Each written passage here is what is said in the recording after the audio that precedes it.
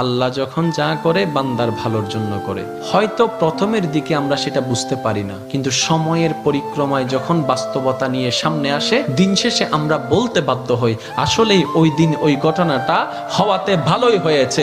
আল্লাহ কখনো বান্দার ক্ষতি চাই না।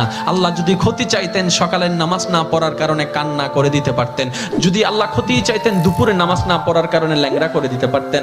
আল্লাহ সেটা চান না। আল্লাহ চাই বান্দার সব সময় ভালো। আর মা তো দেখেন জন্ম দেওয়ার কারণে সন্তানের অপরাধ করার পরও মা সন্তানের প্রতি কতই ভালোবাসা, কতই মায়া। বাবার কাছ থেকে সন্তানের পিঠকে বাঁচাই ফেলছে, এরকম হাজারো মা আছে ওই মায়ের জন্য। কিন্তু আল্লাহ পাক রব্বুল আলামিন বান্দার উপর কতটুক ভালোবাসে দিয়েছেন সেটা আমরা বান্দারা বুঝতে পারি নাই বলে শয়তানের ফাঁদে বারবার পা দিয়ে আটকাই যাচ্ছি। মনে রাখবেন, মনের মধ্যে কথাটা বসাই ফেলবেন, আল্লাহ যখন যা করে বান্দার ভালোর জন্যই করে।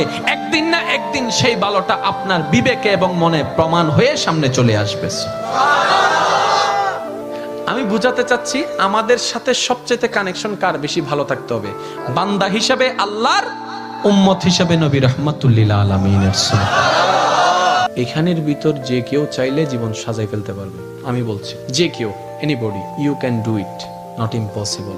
বিকজ ইম্পসিবল শব্দটাকে যদি একদম ভালো করে গভীরভাবে দেখেন, সেখানের ভিতর আপনি আশ্চর্যভাবে একটা জিনিস দেখবেন।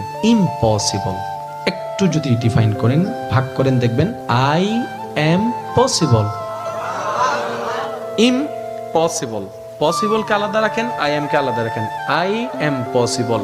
ইম্পসিবল শব্দটাই আপনাকে জানান দিচ্ছে আমি অসম্ভব নই। যদি রবের রহমত থাকে আমি তোমার